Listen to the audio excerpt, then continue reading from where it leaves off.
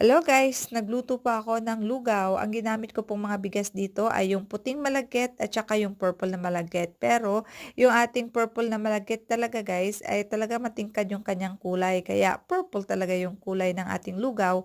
So eto guys, ang ating lugaw ay pinalambot natin at sinabayan ko pala ng dalawang kamatis. Doon ko na rin pinalambot ng kamatis guys kasabay sa aking lugaw. Tapos nag-adobo po ako ng manok. Eto na po ang naging silbing flavoring ng aking lugaw, yung taba ng aking manok.